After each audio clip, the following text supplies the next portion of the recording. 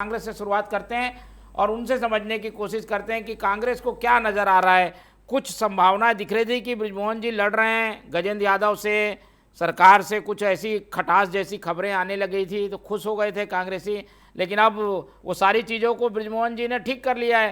क्या कहेंगे ऐसे में श्रीवास्तव जी? जी की तरह आपको बधाई देना चाहता हूँ। आपके अध्यक्ष बनने के बाद शायद हम लोग पहला डिबेट कर रहे हैं। जी जी, आपको बहुत बहुत बधाई, शुभकामनाएं। और प्रेस क्लब के जो साथी हैं, निश्चित तौर पे जिनकी आपसे बहुत उम्मीद है, आप उस उम्मीद पे खरा उतरें और आपको ढेरों शुभकामनाएं और महादेव आपकी सभी मनोकामना पूर्ण करे। मैं मोहन जी कहना चाहता हूं कि जिस प्रकार से बीजेपी की डिनर डिप्लोमेसी पे सरकार चल रही है, मोहन जी, सरकार चल रही है या रसोई से नीति तय होगी? आप बताइए। प्रदेश के मुख्यमंत्री, डिप्टी सीएम, दोनों डिप्टी सीएम, उसके बाद दिल्ली के एक नेता के घर पर डिनर पे चर्चा, नीति चर्चा जो हुई है, क्या सरकारी फैसले विधानसभा में नहीं, अब क्या डाइनिंग टेबल पे होंगे? हमारा ये प्रश्न है। दूसरा, कि जमहूरी विवाद हो, जिस प्रकार से आपने कहा जमहूरी विवाद हो, चाहे गाइडलाइंस पे सवाल उन्होंने उठाया था सांसद होने के नाते, तो क्या जमहूरी विवाद हो, चाहे जमीन की गाइडलाइंस पे जो उनकी खुली नाराजगी थी, तो क्या इस डिनर पे सरकार से कुछ समझौता किया गया है? क्या कोर्ट का जो केस था उसका राजनीतिक समाधान निकालने के लिए डिनर था? ये छत्तीसगढ़ की जनता के कुछ सुलगते सवाल हैं।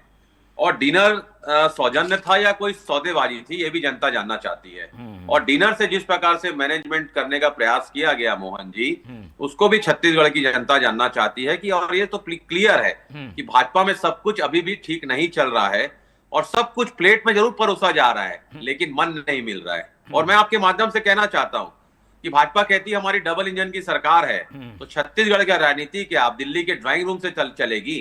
दूसरा, कांग्रेस का सवाल है, क्या मुख्यमंत्री से जो हमारा सवाल है कि क्या दिल्ली के मेहमान नवाजी छत्तीसगढ़ की जनता पे वो ध्यान देंगे कि दिल्ली की मेहमान नवाजी पे वो ध्यान देंगे?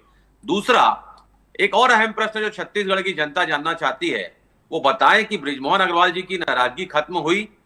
क्या कोई पद पे खत्म हुई? क्या कोई नीति बदलाव पे खत्म हुई या कोई फाइल क्लियर हुई?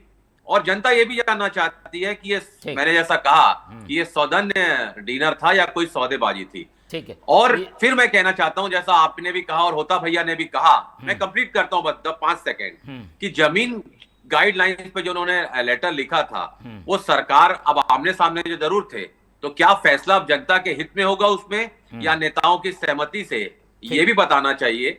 और बहुत से सुलगते सवाल हैं जो मैं सेकंड फेज में लूंगा। ठीक है, हम ये भी समझना चाह रहे हैं, क्या कोई एक पार्टी के लोग, एक विचारधारा के लोग कहीं खाने पीने में जुट गए तो इसको भी राजनीति से देखना चाहिए क्या?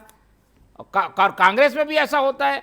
अरे भाई, अभी अभी हमने देखा कि टीएस बाबा के यहाँ सारे लोग गए, वो अपने प्रभारी जो हैं पायलट जी, वो एक साथ सबको भोजन पे आमंत्रित कर चुके हैं। तो कांग्रेस में भी होता है, इसमें राजनीति देखने की क्या जरूरत है? बिल्कुल भी नहीं। आपने कहा, देखिए राजनीति, मैंने कहा ना, बिल्कुल होना चाहिए। और सिर्फ भाजपा और सिर्फ कांग्रेस और कांग्रेस क्या, डिनर तो कांग्रेस और भाजपाइयों में भी होना चाहिए। आप तो उसमें राजनीति भी होना चाहिए, उसमें कोई दिक्कत नहीं है। और यही खूबसूरती है छत्तीसगढ़ की। लेकिन मैं कहना चाहता हूं, जब मतभेद सामने आ रहे थे, जो मनभेद सामने आ रहे थे, उसके बाद जो संवाद जो मंच पर नहीं था, भोज पर हो, वह लोकतंत्र नहीं हो सकता मोहन जी, वो डिनर तंत्र है। और डिनर तंत्र पे सवाल उठाना मेरा विपक्ष होने के नाते मेरा धर्म है और वो हम उठाएंगे।